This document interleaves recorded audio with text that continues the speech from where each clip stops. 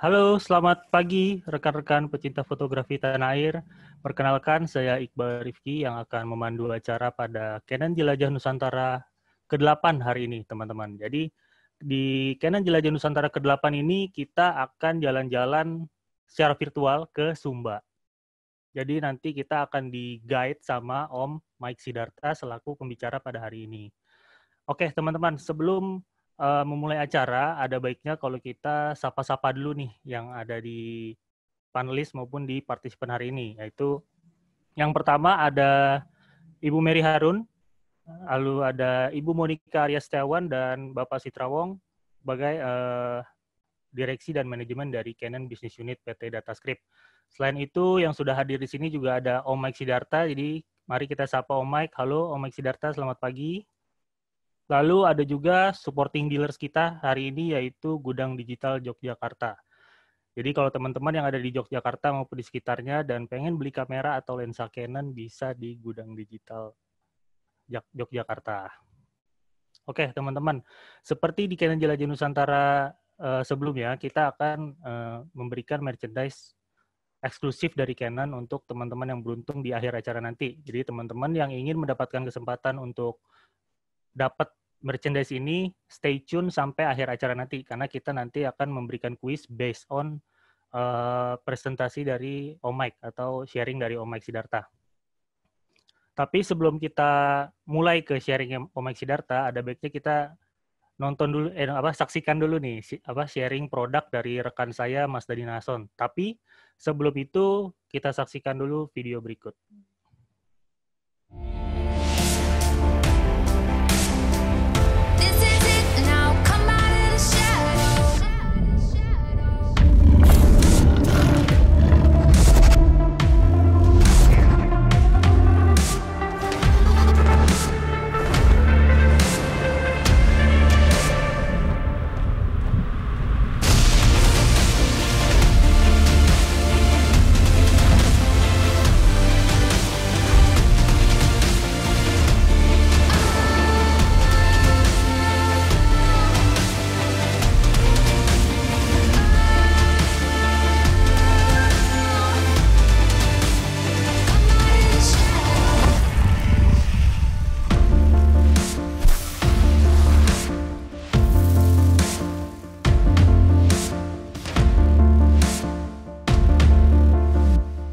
Canon, delighting you always.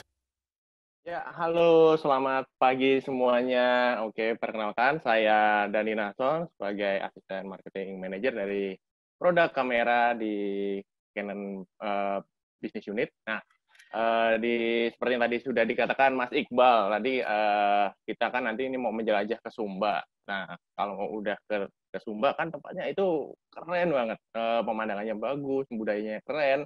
Nah, ini baiknya kita juga membawa kamera yang keren supaya perjalanan kita ke Sumba pun tidak sia-sia. Nah, ini aku mau share kamera terbaru dari Canon yang bisa membantu teman-teman semua jika perjalanan teman-teman nanti kalau sudah normal, ya itu bisa jalan-jalan ke Sumba, bisa mengabadikan foto-foto keren dari Sumba. Nah, apa ini produknya? Oke, tadi teman-teman udah lihat ada EOS R5 dan EOS R6. Oke, mau seperti apa detailnya? Mari kita diskusikan bersama. Oke, saya akan share screen terlebih dahulu. Oke, ya, nah ini adalah kameranya Canon EOS R5 dan Canon EOS R6. Nah, kamera ini akan melengkapi keluarga dari Canon EOS R System yang kita meluncurkan di tahun 2018 lalu, di mana pada saat itu kita luncurkan kamera pertama EOS R System yaitu EOS R dan juga 4 lensa dan juga ada adapter yang bisa membantu teman-teman menggunakan lensa-lensa DSLR yang teman-teman sudah miliki. Nah, kemudian di tahun 2019 kita luncurkan juga satu kamera baru, di mana kamera baru ini namanya EOS RP, dan ini adalah kamera full frame yang bisa dibilang harganya lebih terjangkau, dan dia punya kualitas yang tentunya juga sangat mumpuni. Nah, selain kamera, kita juga luncurkan juga beberapa lensa yang akan melengkapi dari keluarga EOS R family ini.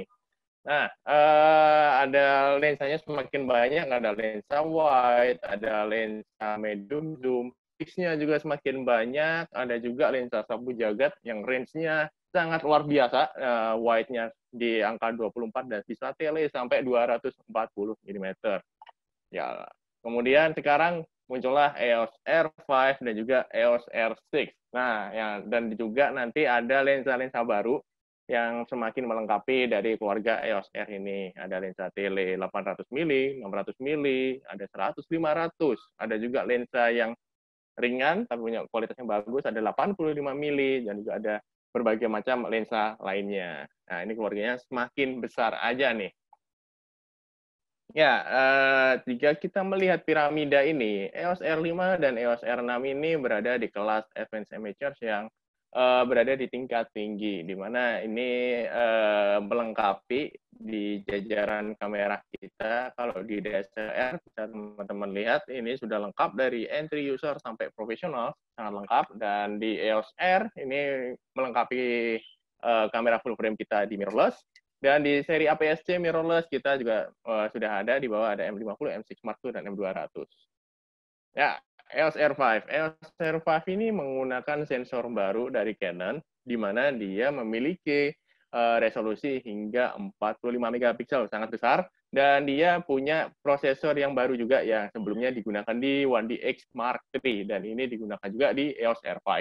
Kemudian untuk ISO-nya, dia bisa mencapai 51.200 saat kita di mode pemotretan, dan saat di mode video kita sampai 25.600. Nah, walaupun dia memiliki resolusi besar, nah biasanya kalau di resolusi besar, dia punya continuous yang sangat cepat, yaitu sampai 20 frame per second di electronic shutter dan 12 frame per second di mechanical shutter. Dan itu tetap berfungsi saat kita menggunakan AF tracking. Nah, jadi kalau buat teman-teman yang suka memotret olahraga, memotret hewan, ini sangat luar biasa. Nah, kemudian juga ini dilengkapi dengan dual pixel AF yang ditingkatkan. Jadi, lebih maksimal lagi dari teknologi dual pixel AF yang sebelumnya. Nah, dia punya titik AF sampai 1053.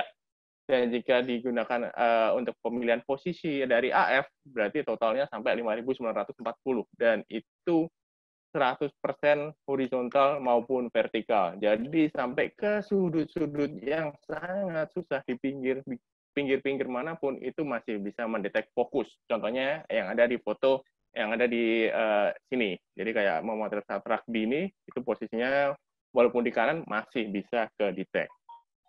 Lalu untuk teknologi fokusnya sendiri sangat lengkap, di mana dia sudah memiliki face detection AF, juga ada eye detection AF, dan sekarang dilengkapi dengan face detection AF, sehingga ini akan memudahkan teman-teman saat memotret dikala kita tidak bisa melihat wajah maupun mata, contohnya saat balap motor ataupun olahraga hanggar. Nah, ini masih bisa mendeteksi. Untuk pemotretan hewan juga sangat mumpuni sekali, di mana dia sudah punya eye detection AF, face detection, dan juga body. Dan ini sangat memudahkan sekali bagi teman-teman yang hobi juga untuk memotret hewan maupun wildlife. Ya, ini adalah format baru image dari Canon, di mana kalau teman-teman biasanya memotret itu menggunakan JPEG. Nah, kalau ini ada format baru di mana ada namanya HEIF. Nah, kalau dibanding dengan JPEG, dia punya data itu lebih banyak. Di mana kalau sebelumnya di JPEG itu 8 bit, di HEIF ini 10 bit. Jadi, hasil foto yang dihasilkan pun bisa semakin kaya warnanya, gradasinya semakin bagus. Sebagai contohnya ada di image berikut ini. Ya, ini kalau kita memotret langsung dengan format JPEG yang ada di kamera. Nah, akan berbeda saat kita convert dari format HEIF, di mana gradasinya akan lebih bagus, lebih kaya warnanya. Ya.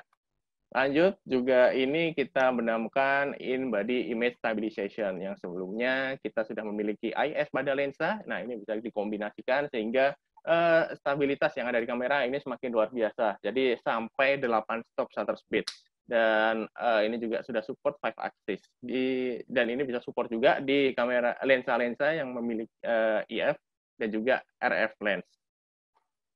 Ya, ini sebagai contohnya, kalau kita menonaktifkan IS yang ada pada kamera, ya biasanya ini kalau handheld masih shaky. Nah, ini saat kita mengaktifkan IS pada kamera. Jadi gambarnya terlihat jelas dan juga tajam. Di pemotretan yang minim cahaya juga sangat luar biasa, dia bisa mencari fokus walaupun kondisinya remang-remang, jadi hingga EV-6.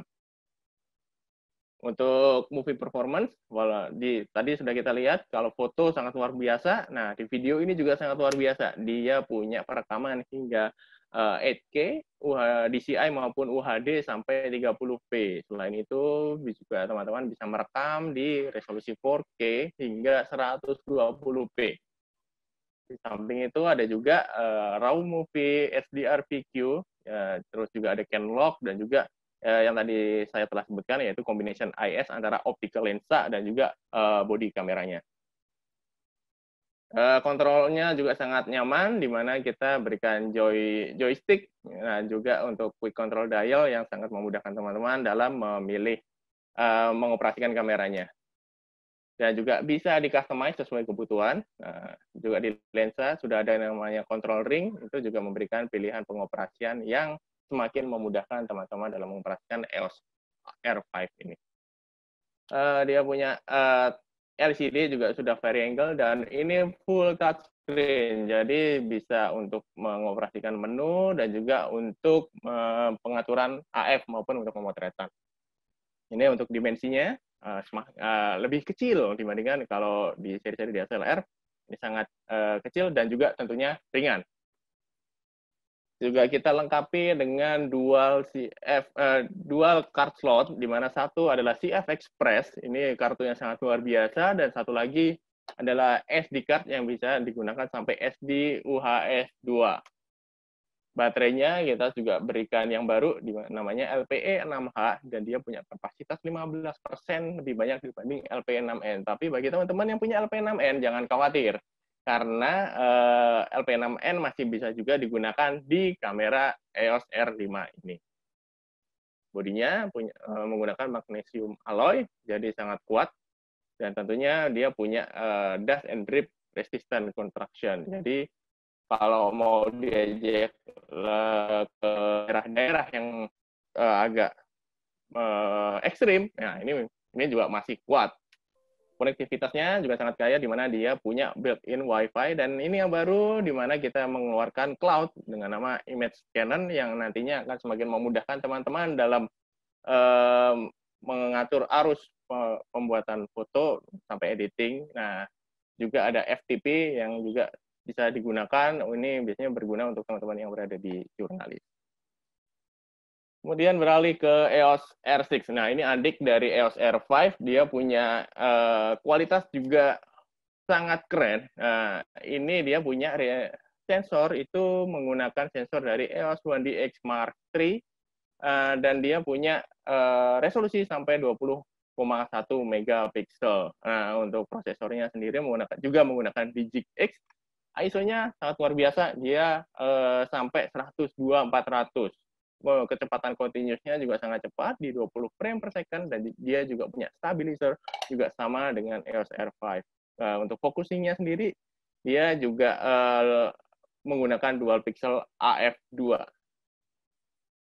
Nah, ini contoh dari foto yang kebetulan kemarin EOS R6 sudah saya minta untuk mencoba untuk kegiatan-kegiatan seperti memotret hewan seperti ini. Ya, ini dikombinasikan dengan lensa tele kita, dan dia punya ketajaman yang sangat luar biasa seperti ini. Walaupun sudah di crop, masih tetap tajam. Ini untuk powernya, dia bisa mencari fokus sampai kondisinya EV-6,5. Powerful sekali. Ya, ini contoh foto juga yang dihasilkan. Ini Mas Ranar saat dia mengabadikan hewan di Taman Nasional Baluran, di mana kondisinya ini udah gelap, dan dia menggunakan shutter speed yang sangat lambat, di mana itu 1/8. Nah, kondisi gelap, dia masih tetap tajam, detail, dengan shutter speed yang lambat 1/8. Nah, IBIS-nya dan juga combination IS-nya membuat gambar tetap tajam, tetap stabil. Nah, ini luar biasanya dari kamera EOS R6 ini. Dan untuk movie performance juga sangat luar biasa. Dia punya 4K UHD, di mana dia sampai 60p, dan juga slow motion sampai di 120p. Nah, dia punya juga namanya SDR-PQ, dan juga Canon Lock, dan juga yang tadi saya sebutkan, yaitu combination AS antara optical dan juga body. Juga memiliki dual card slot, ada SD card UHS-2, dimensinya dan juga beratnya juga sangat ringan, dan juga memiliki quick access camera mode yang memudahkan teman-teman dalam memilih mode pada kamera.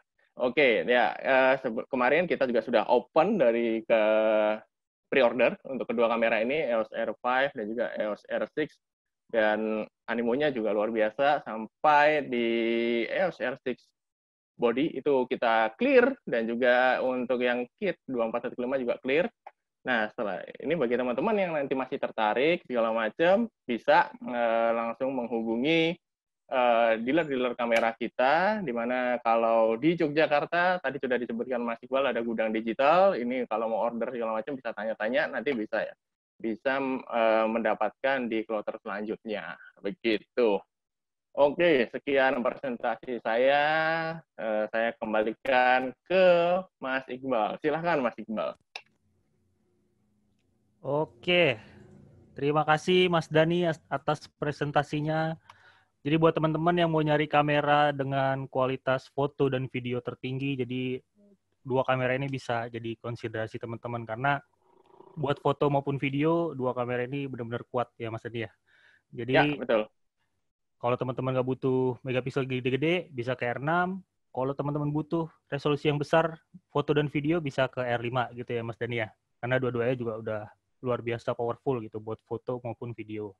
Ya. Oke. Tanpa berlama-lama lagi, mari kita masuk ke acara utamanya, yaitu Jelajah Nusantara bareng Om Mike Sidarta. Om Mike, udah siap Om Mike? Halo, selamat pagi. Selamat pagi Om Mike.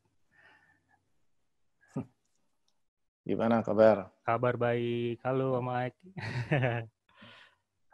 Silakan Om Mike Oke, saya share screen dulu ya. Siap.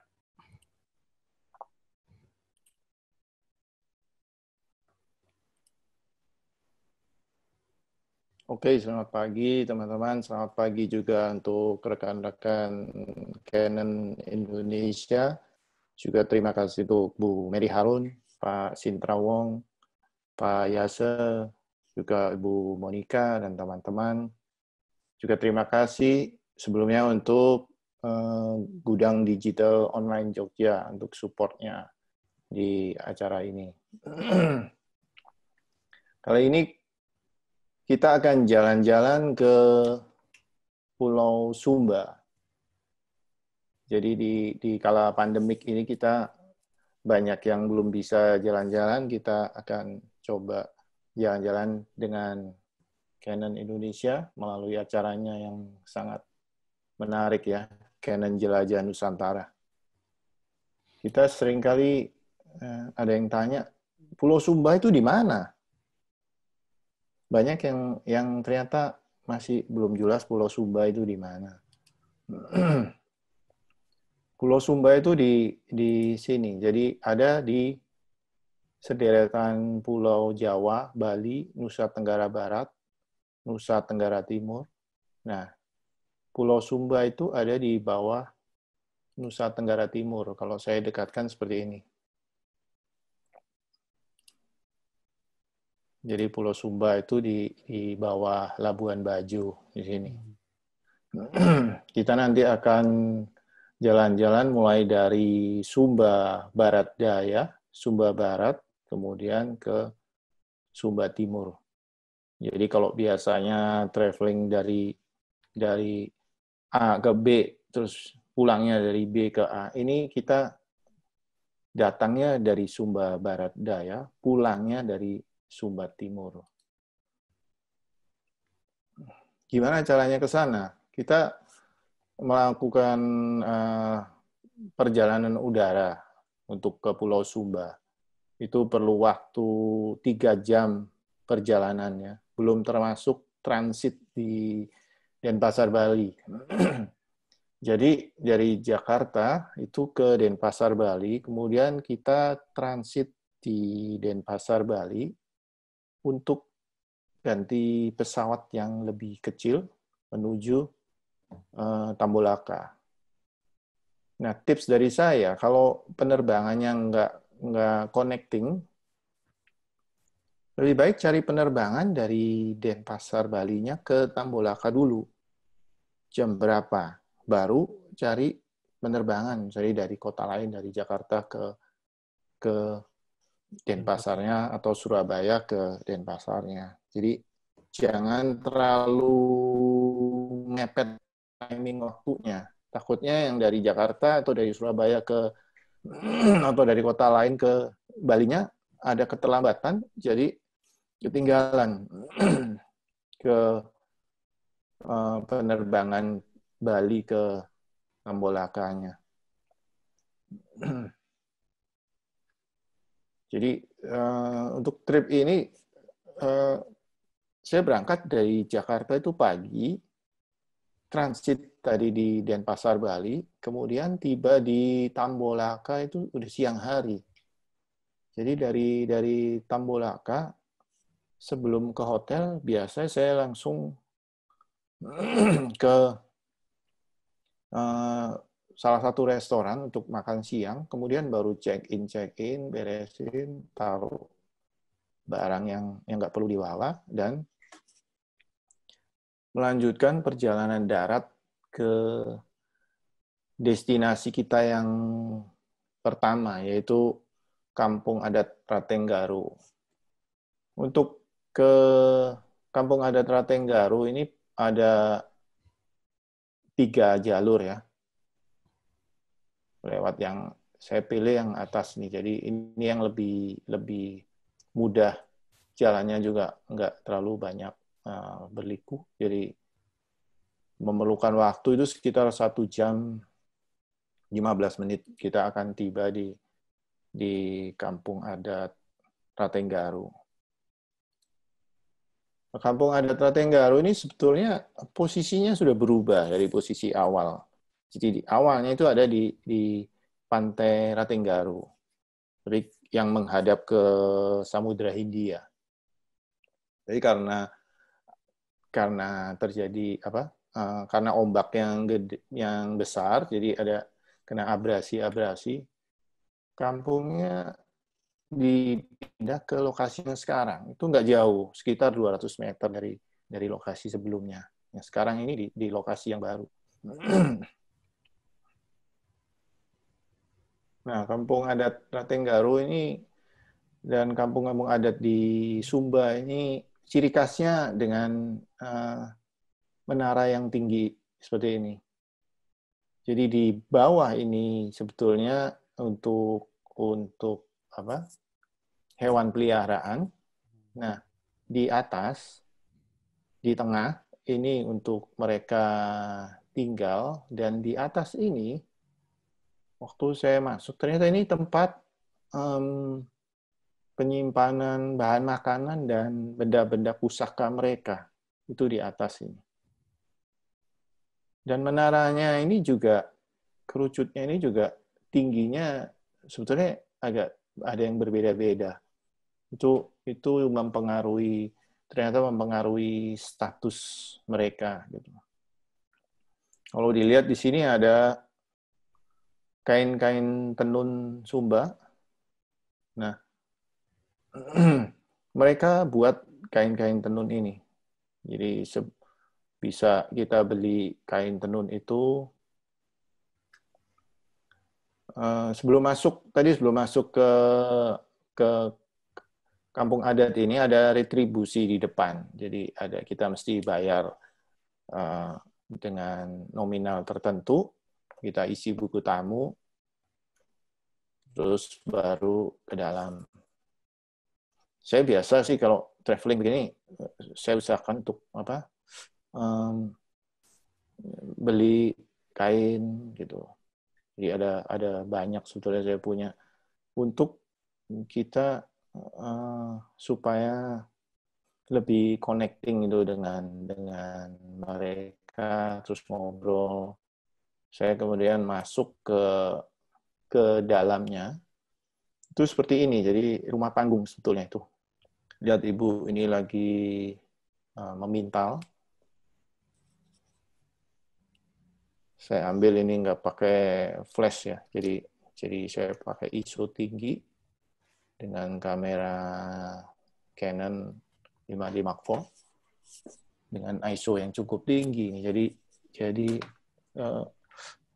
kualitasnya masih terjaga, di ketajamannya juga masih prima gitu. Saya suka Ibu ini waktu di dalam cuek aja gitu. Saya ambil santai aja, dia nggak peduli kita motret gitu. Tapi sebelumnya ya ngobrol dulu, kasih itu tadi saya tertarik untuk beli kain tenunnya. Jadi kita datang jangan asal selfie jebret-jebret tanpa apa membaur dengan mereka gitu. Saya suka sekali foto ini, jadi saya ambil beberapa ini. Saya tunggu agak lama ini. Saya pakai lensa 16-35 ini.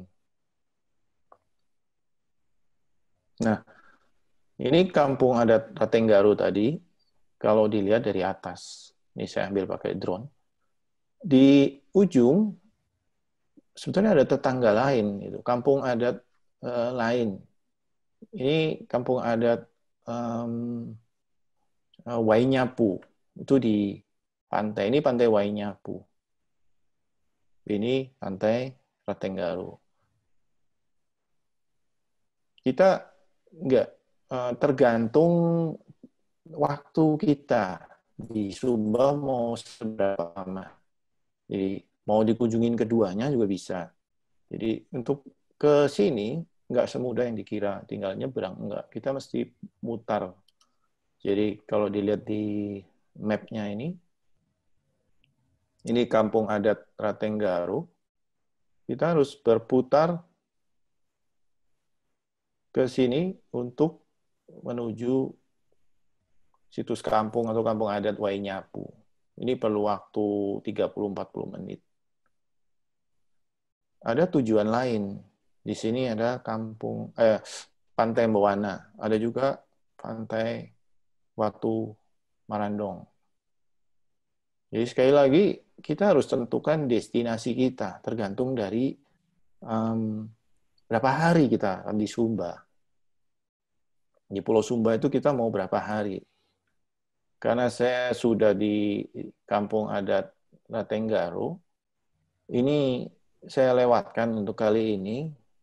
Saya dari Ratenggaru tadi akan melanjutkan perjalanan darat ke Pantai Mbawana.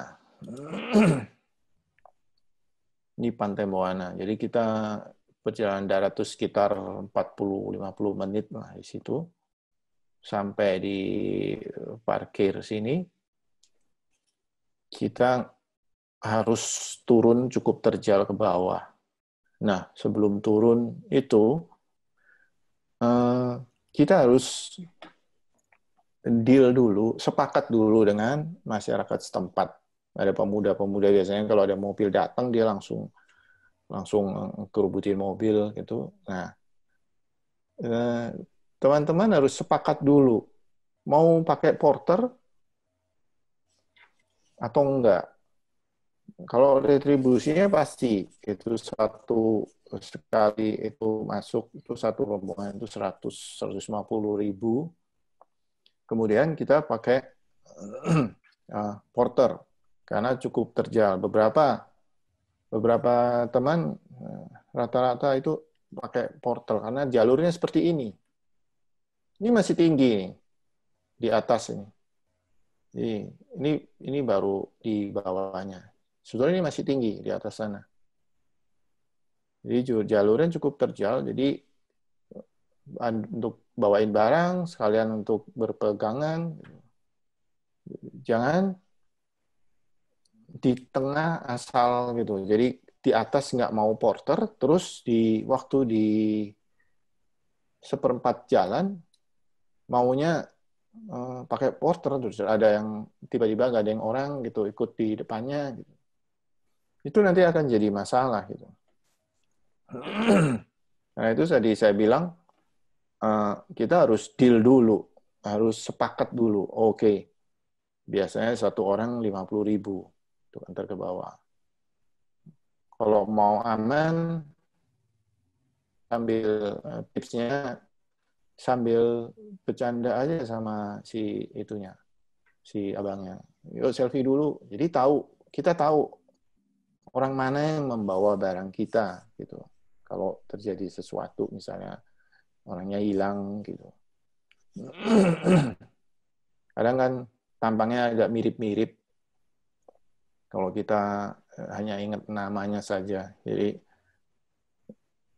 diajak selfie sebentar gitu, sudah ada datanya di kamera kita. Sampai di bawah kita akan ketemu ini. Ini batu bolong yang memang tujuannya ke Pantai Bawana itu ini pantainya. Kita bisa ambil dari sisi depan membelakangi matahari, atau bisa juga kita berhadapan dengan matahari, melawan matahari. Setiap ke sana akan merasakan suasana yang berbeda. Namanya alam, jadi kita nggak tahu, kadang cuacanya jelek, kadang ini airnya nggak naik, nggak pasang, gitu. Itu seperti ini. Kalau airnya nggak pasang, jadi agak surut. Beberapa orang dari luar kota, calon pengantin juga ada yang nekat ke bawah untuk melakukan pre-wedding gitu di sini. Yang agak susahnya memang di sini untuk ganti baju itu nggak ada di bawah, jadi namanya juga alam liar di bawah gitu. Jadi nggak ada tempat untuk ganti baju dan lain-lain kalau untuk prewedding. Tapi ada beberapa dari luar kota yang nekat mau ke bawah untuk melakukan itu. Oh Mike. Ya. Ini selalu sepi gini ya? Maksudnya scenery-nya selalu sepi gini, nggak ada yang pengunjung lain gitu ya? Enggak juga, ramai. Itu kan banyak jejak kaki itu. Oh. Banyak tapak kaki ini, ramai. Kadang-kadang bisa ramai benar, bisa. Kadang juga nggak terlalu ramai. Waktu itu sih nggak terlalu ramai. Ya. Agak repot memang. Ini jadi ada beberapa foto saya, ada orang selfie di sini. Ya, gitu ya. Kalau emang niat untuk yang foto-foto seperti ini, kita harus sabar menunggu. Iya. Nggak bisa usir mereka juga gitu. Nah, dari Pantai Bawana tadi, biasanya kita udah sampai sore, bahkan sampai malam. Jadi kalau bisa, makanya di situ bawa headlamp atau bawa lampu senter. Biasanya nggak lega kalau nggak sampai gelap di situ. Sampai agak gelap, matahari terbenam, baru kita naik. Naiknya tadi kan cukup terjal, jadi kalau nggak bawa senter, ya agak susah. Itu kembali, dari situ kita kembali ke penginapan, ke hotel. Sama dengan tadi, jalannya itu sekitar 1 jam 30 menit. Biasanya saya langsung makan, kemudian baru masuk hotel untuk istirahat. Saya nggak terlalu suka tuh masuk hotel dulu, terus baru cari makan. Ya, saya ingin sekalian kotor, balik hotel, Langsung mandi gitu Om ya. Mandi seger, kamar AC. Itu ada salah satu hotel yang Langsung istirahat, iya. cukup bagus di Sumba. di Sumba Barat ya, belum termasuk Sumba Barat. Di pinggir. Nah, keesokan harinya setelah makan pagi, kita langsung ke kampung adat yang lain, kampung adat Praijing namanya. Itu makan waktu sekitar 1 jam perjalanan darat. Nah, memasuki kampung adat Praijing ini, kita otomatis juga masuk ke Sumba Barat. Kita udah meninggalkan Sumba Barat Daya. Kita ada di daerah area sini nih. Ini kampung adat yang tadi, di sini Pantai Bawana, di sini airport. Nah, kita langsung pindah, ini sudah pindah area ke Sumba Timur. Sumba Barat. Sumba Barat. Ke kampung adat Praijing.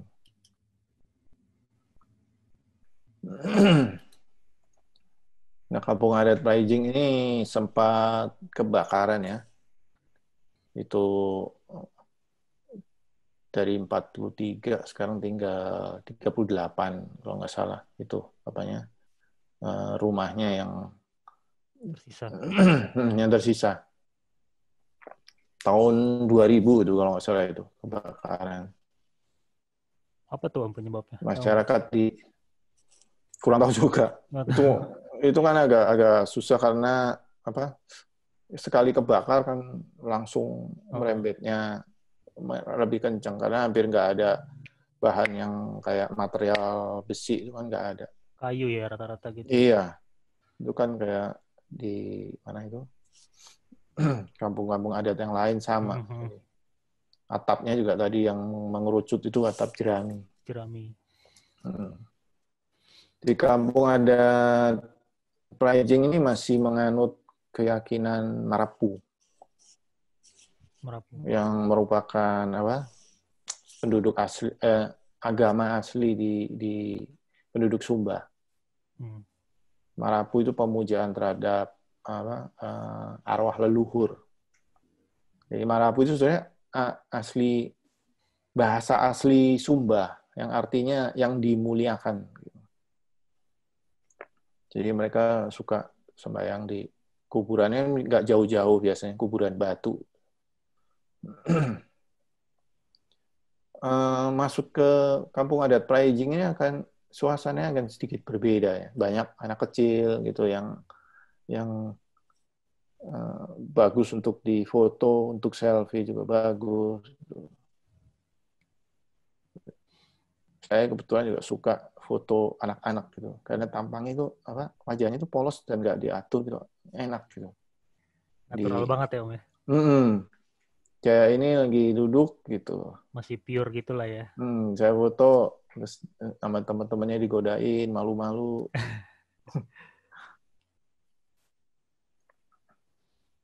Nah, ini kampung adatnya. Menaranya kan lebih pendek daripada yang tadi. Tapi secara struktur sama. Itu rumah panggung bawahnya biasa untuk hewan peliharaan. Di sini di tengah ini untuk tinggal dan di atas untuk bahan makanan dan penyimpanan benda-benda pusaka. Ternaknya apa aja tuh biasanya mereka? Sapi gitu. Ternaknya? Enggak, sapi masa di bawah. Ya, babi. Oh, babi. Rata-rata itu semua ya? Ada anjing gitu. Cuman mereka nggak makan itu anjing. Harga tenunannya berapaan tuh, Bung? Harga tenunan beragam. Beragam ya? Iya, ada yang dari puluhan ribu sampai jutaan, tergantung motif sekali. Kesini saya juga foto ini ibu yang lagi asik nenun gitu. Mereka sangat welcome sekali gitu, nggak Nggak menutup gitu ya. Nggak menutup dan cuek aja gitu. Mau kerja ya kerja, lu foto ya foto. Gitu. Jadi saya foto ibu ini, kebetulan dia lagi ini membuat kain tenun. Saya ambil beberapa angle. Nah, saya beli ini tadi yang digantung-gantung tadi itu saya beli untuk ikat kepala. Itu ikatnya juga nggak sembarangan gitu. Saya minta mereka iketin, saya pakai gitu. Jadi hal-hal sederhana seperti ini sebenarnya membuat kita masuk ke mereka gitu. Jadi mereka lebih mudah lebih mudah diterima gitu Om ya. Betul sekali. Jadi mereka juga lebih santai gitu. Kita fotonya juga enak, mau selfie juga asik gitu. Range-nya berapa nih Om? Mungkin ada yang pengen beli juga nih di sana nih. Apa? Range tenun itu. Kalau yang gini-gini nggak terlalu mahal. Yang mahal itu tenun kain.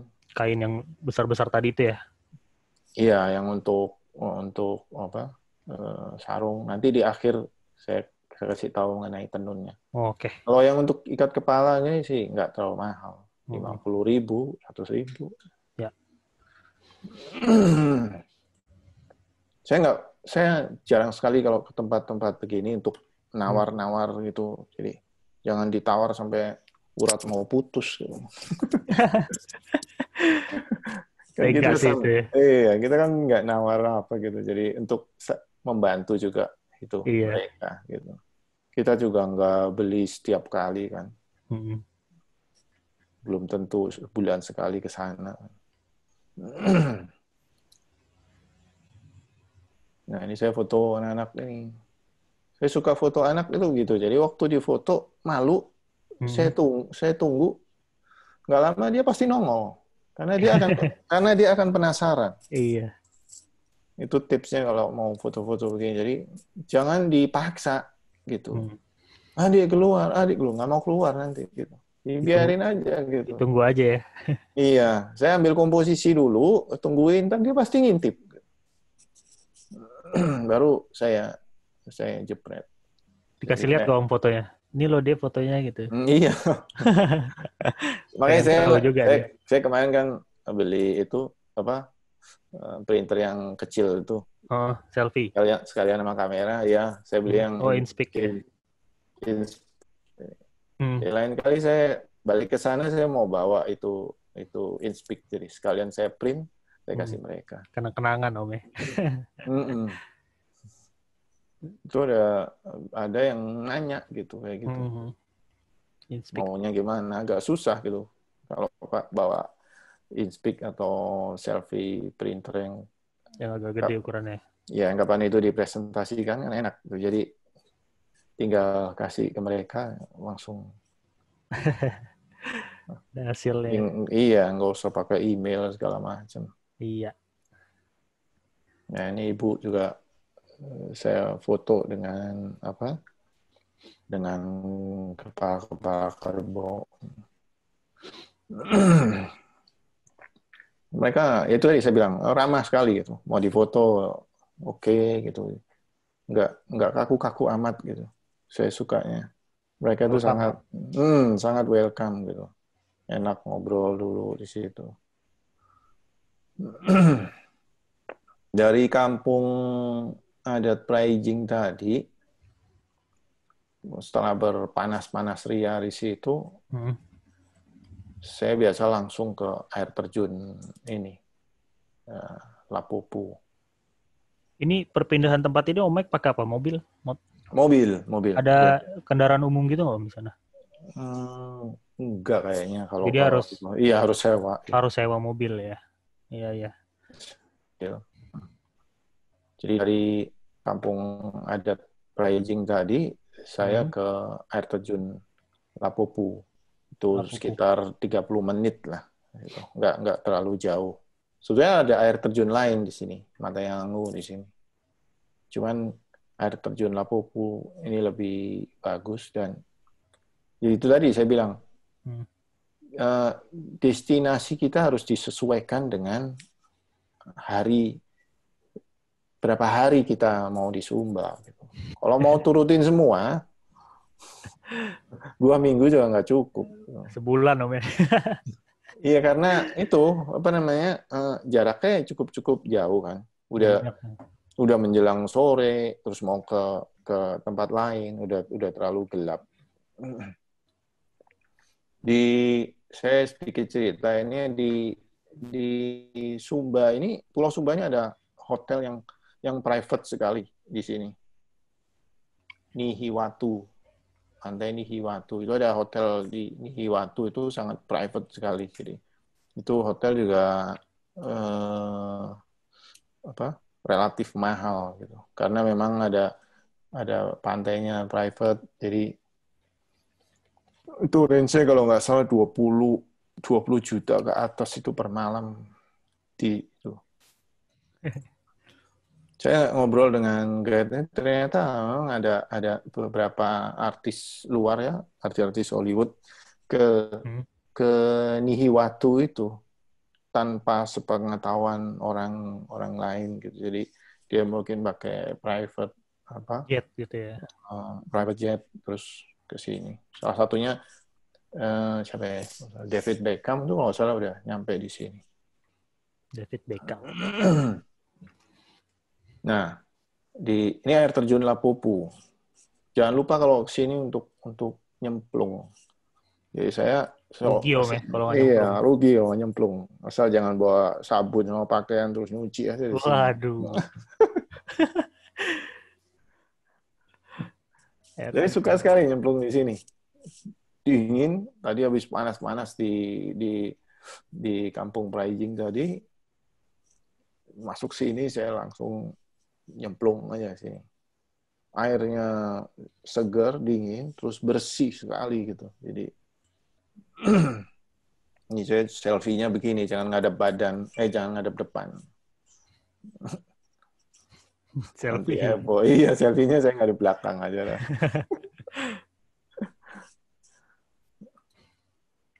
Jadi dari parkiran air terjun Lapopu itu nggak jauh, jalan sekitar 5-10 menit. Jadi kita melipir di pinggir sungai, jalan setapak berbatu gitu. Kemudian ketemu ini jembatan. Kita nyebrang sini, terus baru ke ujung ini ke sini ke air terjunnya. Ini harus gantian Om nyebrang ya atau gimana? Satu orang. Enggak juga. Oh, bareng bisa ya? Bisa. Ya, asal nggak terlalu banyak. Sadar diri dulu ya, Mas. Iya, sadar diri. Ya, agak hati-hati waktu di sini nih, berbatu. Ada teman waktu itu kepleset, jatuh.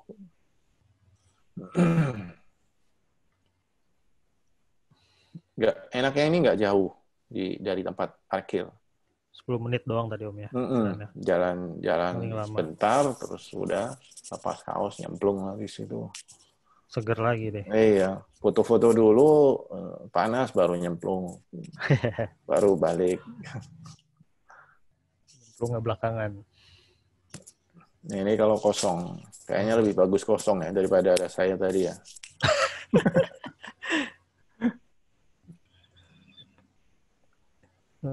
Ini ambil dekatnya. Nah, kita akan berpindah dari Sumba Barat ke Sumba Timur. Ini udah di Sumba Barat. Kita akan mulai perjalanan darat yang cukup panjang dari Sumba Barat ke Sumba Timur itu sekitar 3 jam. Karena itu lebih baik dari Lapopo ini kita makan siang dulu di sekitar Waikabubak. Saya surprise juga makan ada salah satu restoran di Waikabubak ini menyajikan menu pizza gitu. Kita pesan pizza, ternyata enak sekali pizzanya gitu. Itu di situ. Nggak kalah mbak di Jakarta Om. Iya. Om Iqbal kalau kesini makan pizza kaget ngeliatin pizzanya ternyata enak gitu. surprise juga gitu. Habis di sini makan, dan uniknya di rumah makan itu ada jasa pijat itu apa namanya, pijat kaki. Jadi ada teman-teman sambil nungguin pesanan pijat dulu gitu, santai-santai dulu 30 menit baru ini refleksi. Iya. Refleksi di situ. Baru setelah dari situ kita akan perjalanan panjang ke Waingapu. Waingapu ini bisa saya bilang surganya bukit ya. Ada banyak bukit. Cuman ada 5 yang saya suka, yang saya kasih. Favorit ya? Ya, favorit. Ada Bukit Wairinding, Bukit Tanau Mauliriu, atau terkenalnya Tenau gitu. Bukit Tenau. Iya. Kemudian ada Bukit Persaudaraan, itu yang paling dekat dengan kota Waingapu. Ada Bukit Mondu dan Bukit Tanarara. Itu berbeda-beda itunya. Ya. Nah, ini tadi saya bilang dari air terjun Lapopu tadi, kita makan siang dulu sekitar 1 jam, sambil santai dikit, baru ke Bukit Wairinding. Itu sekitar 3 jam. 3 jam. Jadi harus diatur waktunya. Sampai sana, saya atur timingnya supaya pas sunset, terus sore, paling nggak jam 5, gitu.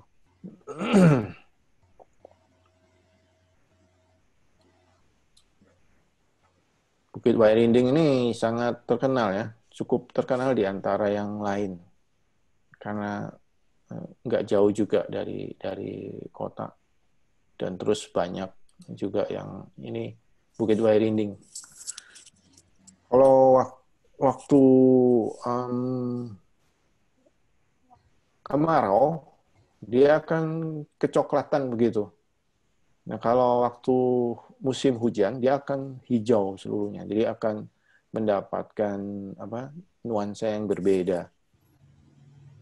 Cuman saya belum dapat yang hijau. Jadi full hijau semua perbukitannya ini. Hijau. Kalau ini kan kemarau.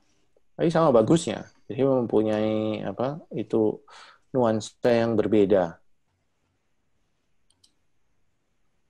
Nah, di depan tuh seperti biasa kita bayar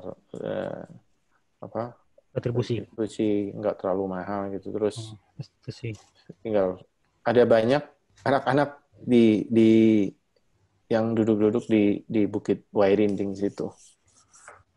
Seperti saya bilang tadi, di Sumba ini sangat ramah sekali gitu.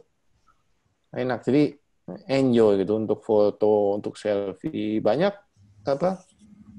turis-turis lokal tuh dari Jakarta, Surabaya, dari mana-mana itu sambil mereka beli ini yang di atas ini kain tenunnya. Kain tenun ya.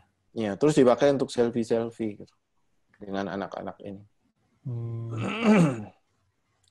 Menurut saya mereka udah sadar wisata gitu, jadi nggak menutup diri gitu ya. Nggak menutup diri dan nggak orang bilangnya ngegas gitu, terus minta duit, terus orang kapok ke situ gitu.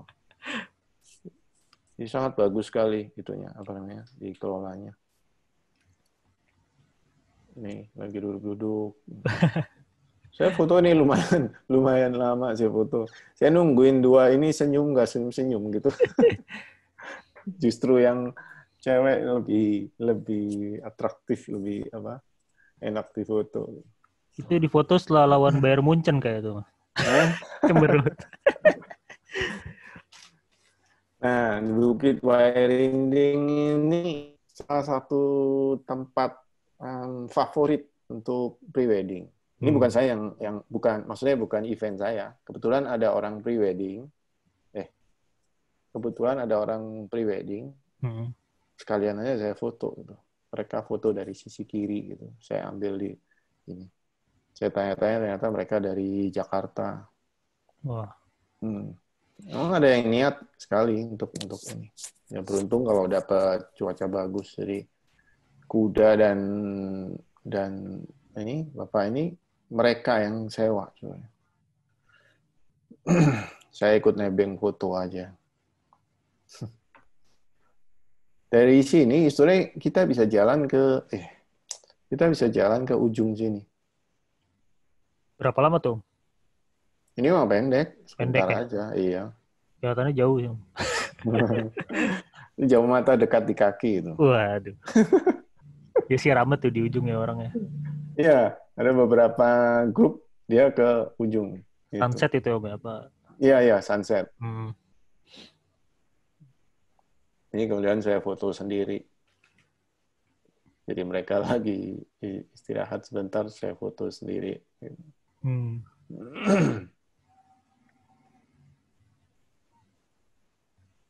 Nah ini yang tadi, yang di ujung ini, Hmm. saya foto dengan lensa 400. Jadi lebih mereka lagi ada grup lain di ujung. Hmm. Lagi ngedrone tuh kayaknya. Ya, ngedrone di situ bebas ini apa. Nah, dari Bukit Wairinding tadi kemudian saya lanjutkan biasa udah sore situ. Makanya saya bilang tadi kan timingnya perlu. Timingnya tergantung dari berapa harinya.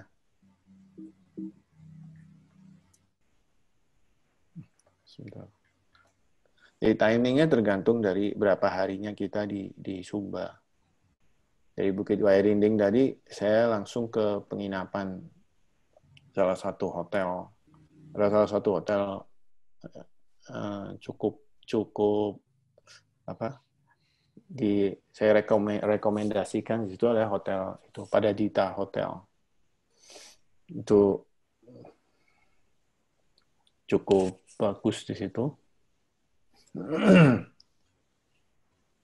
Seperti biasa, saya biasanya makan dulu, baru masuk hotel.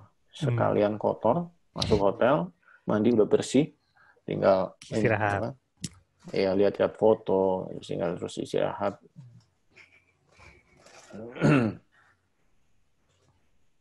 Nah, besoknya kita jalan-jalan ke Bukit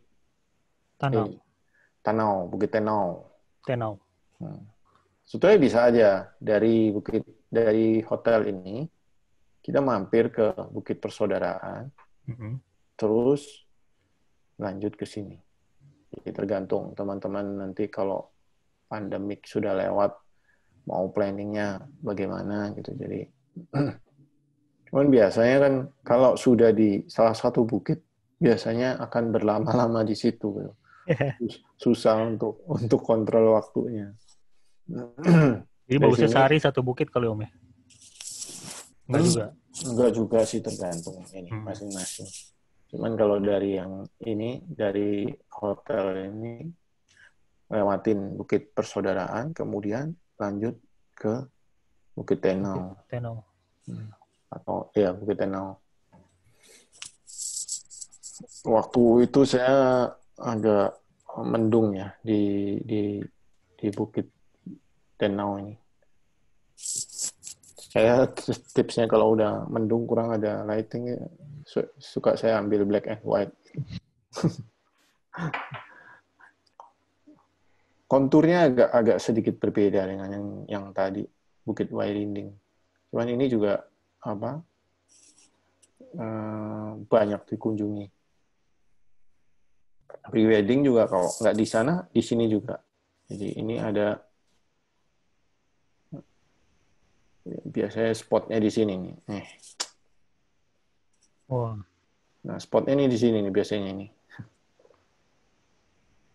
Spot favorit pre-wedding tuh Om. Iya, teman selfie itu biasanya turun ke sini, ya akan foto-foto di situ.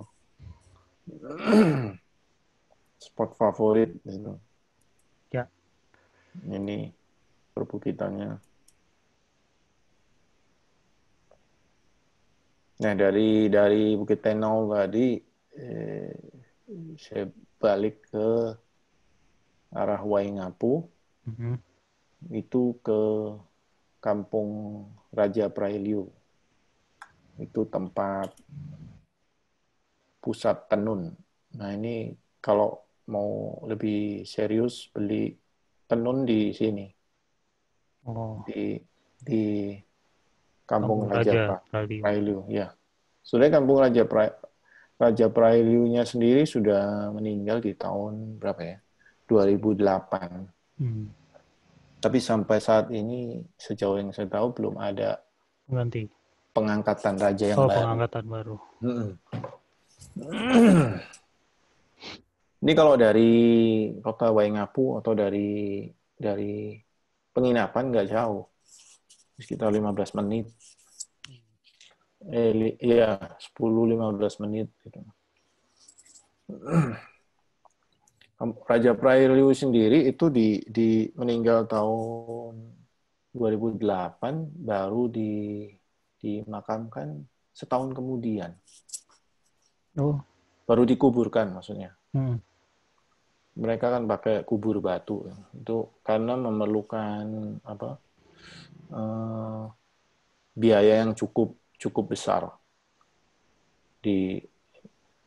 untuk pemakaman itu. Pemahaman. Iya. Raja ya, Om ya.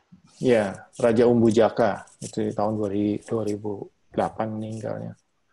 Makamnya itu juga kuburan khas Sumba itu yang kotak gede itu. Itu kalau nggak salah itu seberat 40 ton untuk batunya. Gede gitu. Nah, saya nggak foto sih kayaknya. Saya kalau balik, saya kurang suka foto kuburan soalnya. Agak-agak gimana gitu. Dan waktu penguburannya itu ada kurang lebih 100 kain tenun ikut dimasukkan ke dalam kuburnya. Kuburnya. Bukan tenun biasa kali Om ya. Oh iya, bukan tenun biasa. Itu yang tenun jutaan.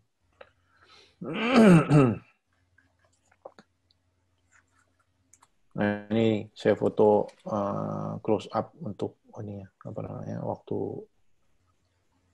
salah seorang ibu untuk lagi menenun. Mereka lagi tenun aja gitu. Waktu kita datang, kalau beruntung mereka lagi tenun gitu.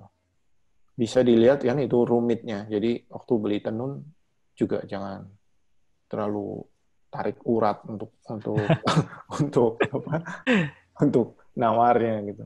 Tadi suruh nenun sendiri lagi Om ya. Kasih bahannya suruh nenun sendiri. Ini perlu memang effortnya luar biasa. Iya, detailnya juga. Mereka pakai pewarna alami. Siang berarti ya biasa Om. Tenunnya siang-siang gitu ya. Iya, ya. Pewarnanya pagi ada nggak yang tenun gitu? Pagi-pagi gitu. Pagi. Terlalu pagi ya enggak sih. Jarang ya. Siang-siang gini lah. Makanya tadi saya ke Bukit dulu, baru ke ini.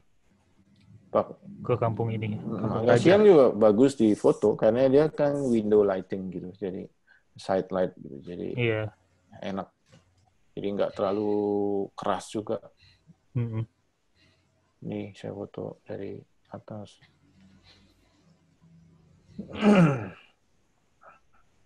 Waktu itu kan tim kan pernah ke sana juga. Pasti akan ketemu dengan ibu ini. Iya, Mas Dani tuh, Om. Iya. Itu mama ini mereka sebutnya suka mama kan. Ini Mama Adriana Rambu Aji. Saya salah satu penenun di Kampung Raja. Terakhir saya lihat kok ini ya lebih kurus dari ini. Kalau mau ini orangnya sama, lihat tatonya aja. Oh, tato. Ini Mama Adriana, dia juga baik sekali gitu. Jadi teman-teman waktu itu mau coba kain Sumba untuk mau beli, langsung dikeluarin semua gitu. Ini mau coba, mau beli juga nggak apa-apa. Mau nggak beli juga nggak apa-apa. Motifnya ini bagus-bagus sekali. Beda-beda kayaknya. Tiap kain beda-beda motifnya nih. Nah, ini waktu beberapa temen ke sana, mereka coba masing-masing dengan apa? Kain tenun nih. Selera masing-masing. Wih. Ini harganya kalau ini relatif ini apa? Mahal karena kualitasnya yang sangat berbeda gitu. Ini bisa jutaan harganya. Jutaan. Tapi bagus sekali gitu. Ada teman-teman pada beli ini, kemudian minta difotoin. Nah ini kayak gini nih, motifnya beda-beda. Iya. Itu jemurnya juga nggak bisa langsung kena matahari gitu, kalau kita cuci. Mereka bilang ini dijemurnya diangin-anginin lah ceritanya. Cuci mesin gitu boleh, Om? Nggak boleh ya? Enggak. Cuci mesin rumah. Kalau temen gitu, bisa rusak. Jemur angin-anginan. Nah, dari Kampung Raja Prailiu tadi, itu 5 menit aja balik hotel. Jadi kalau mau balik hotel, capek, mau ini dulu, misalnya, mau sekalian mandi lagi, gitu, keringetan. Sumba itu relatif ini ya, Pulau Sumba itu relatif panas, terik. Nah, dari hotel itu setelah istirahat sebentar, kita melanjutkan perjalanan ke Pantai Walakiri. Jadi Walakiri. Yang sangat dicari-cari orang nih kalau dicari-cari, iya. Dicari-cari itu karena pohon bakau, itu pohon menari, pohon mangrove. Ada yang bilang untuk pohon menari. Memang bagus untuk difoto.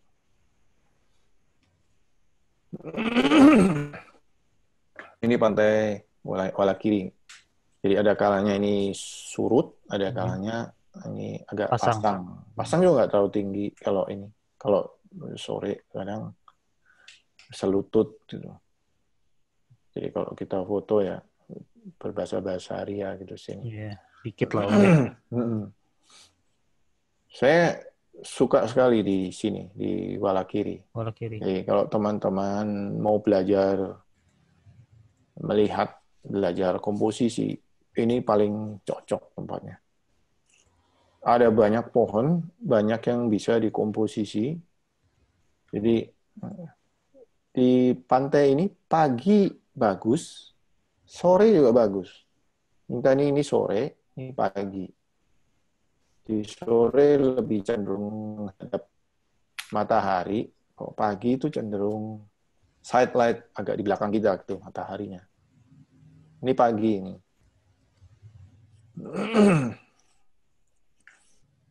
Ini saya ambil foto, ada banyak gitu. Jadi saya ambil satu, saya ambil lagi buat koleksi gitu.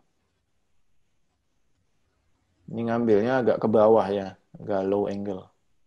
Nah, tempat ini sangat populer sekali. Jadi waktu kita datang situ sore, biasa kita nongkrong di warung dulu di sekitar pantai situ. Banyak sekali itu yang selfie di situ. Jadi kalau yang mau foto serius, mesti sabar menunggu. Sabar. Iya. Lagi-lagi biasanya kalau udah mulai gelap, kamera smartphone udah mulai hilang. Udah pada bubar tuh, Om. Iya, karena hasilnya udah nggak maksimal lagi. Iya, nggak ngejar lagi. Nah, itu kesempatan kita baru. Jadi kalau yang mau foto agak serius, ya oke, kita waktu di awal masih jam itu tetap ke merapat ke pohon sambil perhatiin, oh nanti saya ambil ini, nanti saya ambil itu, nanti saya komposisi begini. Jadi waktu sore cepet itunya, udah tahu poinnya. Atau sambil nunggu sambil komposisiin lah Om ya. Iya.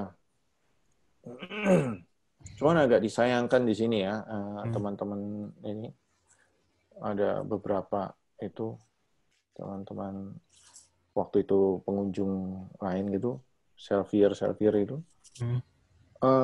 ke sini ke arah ini, terus bawa tasnya digelayutin di sini, ditaruh di situ, terus selfie di sana. Jadi kalau itu saran saya kalau bisa jangan seperti itu. Itu kan ini kita menikmati alam bersama. Jadi jangan jadi traveler rusuh ya, Mas.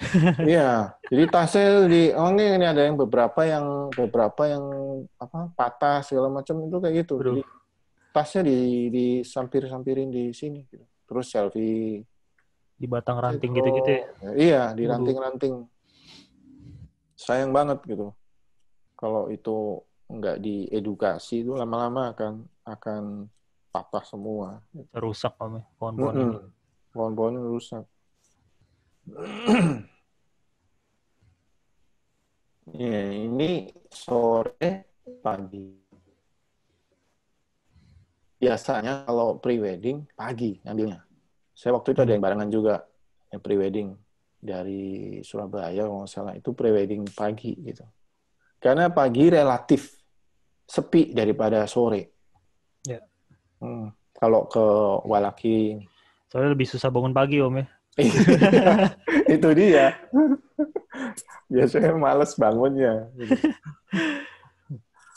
Sore beneran kalau lagi liburan apalagi wah penuh sekali di situ, bingung mau foto gimana. Ya kalau yang foto serius ya triknya ya itu sambil nunggu gelap. Karena gelap itu smartphone udah mampus semua kalau udah gelap.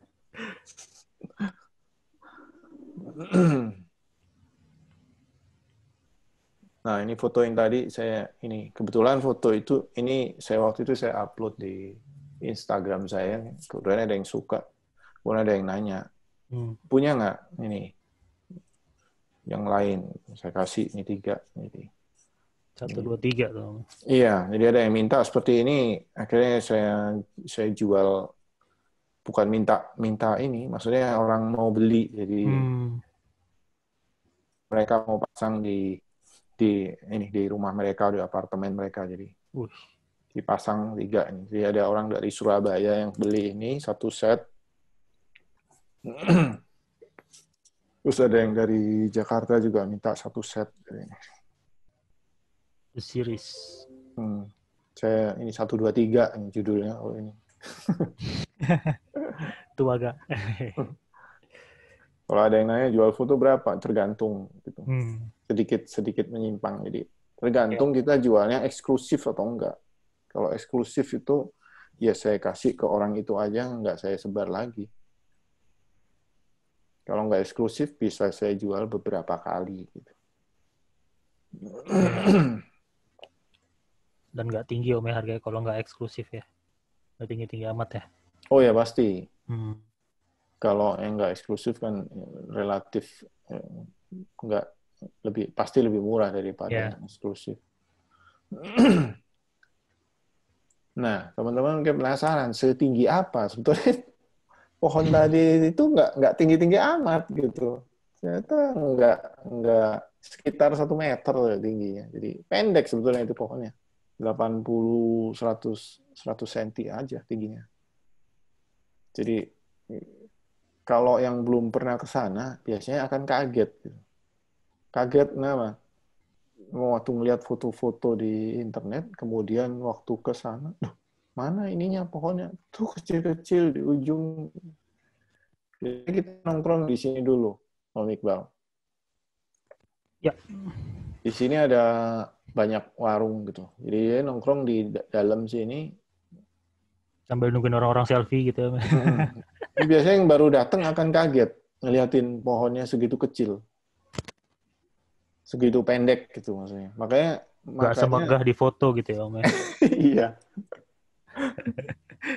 Waktu antar teman-teman juga pada surprise sih ke situ, jadi pada kaget. Itu karena pendek itu tadi, makanya pas mau dikelayutin di situ, diranting-ranting, terus main tinggal ke mana apa selfie. Terus saya mumpung lagi apa presentasi ini, saya himbau lain kali kalau ada yang begitu jangan sampai diulang gitu. Jadi sayang gitu, alamnya jadi rusak karena hal-hal sepele. Iya. Nah, kita biasa sampai sore di sini, kemudian langsung makan di salah satu warung di sini. Relatif sama, tinggal mau warung yang mana di sini. Ini terkenal dengan ikan bakarnya di sini. Seafood juga ada Om situ. Ikan-ikan bakar itu ya. Ikan bakar ya. Iya sih ada. Mau udang, mau itu Cumi gitu ada ya. masih fresh semua di situ. Jadi tinggal pilih, baru langsung dibakar, langsung diolah gitu. Enak sekali sih di sini. Jadi rata-rata relatif sama, nggak ada yang ini spesial. Tinggal nyamannya mau dikenal sama ibu yang mana itu di sini.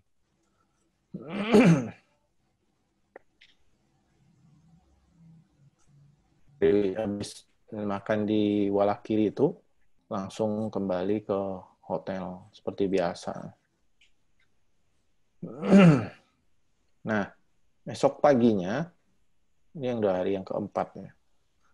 Esok paginya tergantung, ada yang karena ini perjalanannya 4 hari 3 malam tadi ya. Ini yang malam yang ketiga. Nah, besoknya saya coba ke ini, tempat ada stadion tempat anak-anak ini latihan kuda Sumba. Ada juga yang nggak mau gitu. Sebentar ke sini, terus kembali ke hotel, mandi, baru kemudian ke airport. Cuman ada yang maunya belanja ke souvenir, jadi ada dibagi-bagi, tergantung apa. Ini juga nggak setiap hari ada. Cuman biasanya habis dari apa bermalam tadi, yang hari ke malam ketiga tadi. Paginya ke tempat souvenir, terus baru ke airport. Ini kebetulan aja. Ya.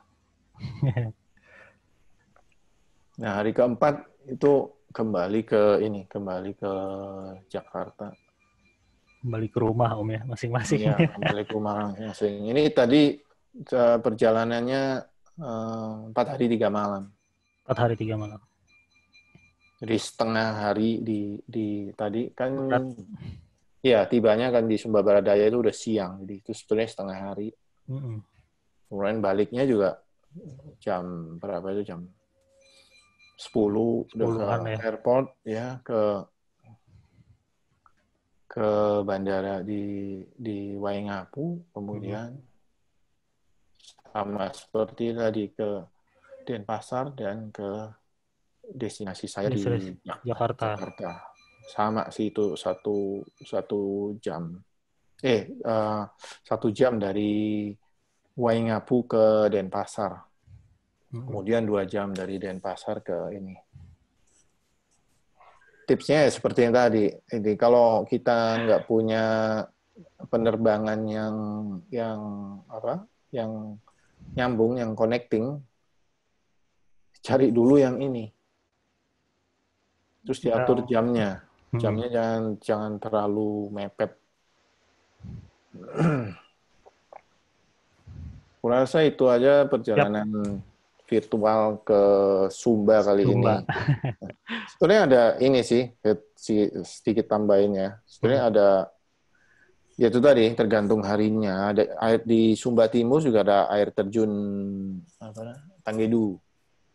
Ini Tanggedu. teman-teman Canon udah pernah ke Tanggedu, cuman memang aksesnya agak lumayan. Agak challenging ya Om ya. Lumayan. Ya, berat, jadi ada sedikit trekking. Ada sedikit trekking 2-3 km. Ini udah ada beberapa pertanyaan Om. Kita langsung masuk sesi Q&A aja Om ya. Oke. Pertama ada dari Fadel Muhammad Om. Jadi Fadel ini mahasiswa akhir nih, mau tugas akhir ke Sumba Om. Ada nggak sih tips and trick kalau mau ke Sumba sendirian gitu? Di sana bisa nggak sih nginep di rumah warga 1-2 minggu misalnya? Untuk melakukan pendekatan gitu dengan masyarakat sekitar. Bisa aja kalau ada kenalan gitu di apa? Bisa ngobrol di misalnya nanya di tempat di kampung paling dekat ya kalau mau enak ke Waingapu, terus ke apa namanya tadi? Kampung Raja Praijing. Kampung Raja Prailiu. Prailiu ya. Nah, di situ yang ngobrol aja dengan Mama Adriana gitu, nanti nanya. Dia bisa kasih dikasih saran atau mungkin bisa nginep di rumah dia dengan biaya tertentu. Paling gampang ke itu tadi, ke Prailiu tadi. Itu kan cuman 5-10 menit gitu. Iya. Tinggal ngobrol dan nanya di situ. Paling mudah. Oke. Lanjut Om Mike ke pertanyaan Imam Nugroho. Tadi ada foto ibu, di sebelahnya ada tumpukan tanduk kerbau. Apakah tanduk kerbau tersebut memiliki arti bagi warga di sana? Enggak juga sih. Jadi ada beberapa itu memang di apa? Memang dipajang gitu Om ya? Iya, dipajang di situ. Ada banyak apa? Tulang-tulang gitu. Tulang kerbau. Yang lain. Oke Om, lanjut ke pertanyaan Anita Abigail. Berapa lama waktu keliling Sumba yang Om Mike sarankan? Rekomendasi nih dari Om Mike. Kalau waktunya sempit, yaitu tadi, Kamis ke Minggu, 4 hari 3 malam. Tapi ambil flight yang pagi, jadi supaya 1 hari itu nggak kebuang. Paling nggak setengah harinya kepake yang tadi. Jadi sudah tiba di bandaranya di Tambolaka tadi. Siang udah tiba di situ. Ya. Jadi siang sampai sore masih ada, bisa ke kampung adat atau mau ke kampung adat Waingapu tadi, atau kedua-duanya. Masih keburu. Iya, kalau nggak suka pantai gitu. Kalau suka pantai ke tadi ke mana? Bowana, atau langsung juga ke pantai sebelahnya, ke Watu Malandong. Watu Malandong. Iya. Oke, Om Mike. Next-nya dari Agus Budihart. Menarik foto-foto air terjunnya. Tips dan triknya kayak gimana sih Om, dan gears apa aja yang harus disiapkan untuk foto air terjun? Ini air terjun ini ya tadi ya, apa? Lapopu mungkin ya. Kalau air terjun pasti perlu filter ND, natural density, untuk foto air terjun. Ya. Kalau mau airnya smooth kayak sutra gitu, nah kita perlu filter ND, dan sebaiknya pakai lensa yang extra wide, yang super wide. Ultra wide itu ya. Ya, 16-35 untuk full frame, atau 10-22 untuk APS-C ya. Oke. Kalau tripod biasa. Dan perlu tripod ya. Wah, tripod. Karena speed-nya nanti akan rendah ya. Iya, sangat rendah. Bisa 20 detik, bisa 30 detik. Oke, Om Mike. Lanjut ke pertanyaan dari Jumta Jaya. Om, budaya lokalnya apa di sana? seperti acara adat atau acara lain rutin yang diadakan? Acara adat ada yang tiap tahun diadakan itu ini apa namanya, Pasola. Pasola. Bulan apa tuh? Bulan Februari dan Maret. Februari Maret. Oke. Ya, itu beda daerah. Di Sumba Barat juga ada, di Sumba Timur juga ada. Tergantung. Itu ada di agendanya itu setiap tahun bulan Februari atau Maret. Februari atau Maret. Itu tradisi ini sih apa namanya, perang-perangan gitu loh. Jadi sola itu apa sih, lembing, lentur artinya. Jadi perang-perangan dari kuda-kuda itu, terus lembingnya itu dilempar kayak tombak, kayak tombak gitu. Ya. Oke, Om Mike, lanjut ke pertanyaan dari Rashid Rida. Untuk ke sana menggunakan jasa tour atau travel nggak? Atau berangkat sendiri, Om Mike, ke sana? Saya berangkat sendiri ke sana. Kebetulan saya ada ini apa? Waktu saya ke sana sebelumnya ikut teman, kemudian saya ada kenal. Kalau mau sendiri ke sana, kemudian tinggal nanya aja ini apa, sewa mobil di hotelnya dengan staffnya. Ada kenalan nggak? Biasanya staffnya itu ada kenalan temennya gitu. Oh, ini sewa mobilnya, sewa mobilnya dengan si A, si B. Gampang lah Om ya di sana ya, nyari apa-apa ya. Iya. Kebutuhan di sana bisa ditanya-tanya ya. Sebenarnya lewat telepon juga bisa. Jadi kalau belum ke sana, tinggal searching hotelnya tadi, hotel apa, kemudian tanya, ada ini nggak kenalan untuk saya mau ke sana, mau sewa mobil, dia akan guide juga ya. Tour guide di sana juga bisa ya, Om. Tour guide juga bisa, ya. Jadi nggak hanya kendaraan ya, tour guide lain-lain bisa. Cukup inilah, cukup ramah, cukup welcome juga. Karena itu saya bilang tadi, itu Sumba Timur ini udah sadar edukasi lah ya. Iya. Kalau mereka ini ada wisata yang menarik.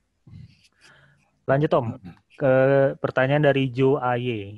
Apakah tato itu menjadi adat Sumba baik laki maupun perempuan? Gitu.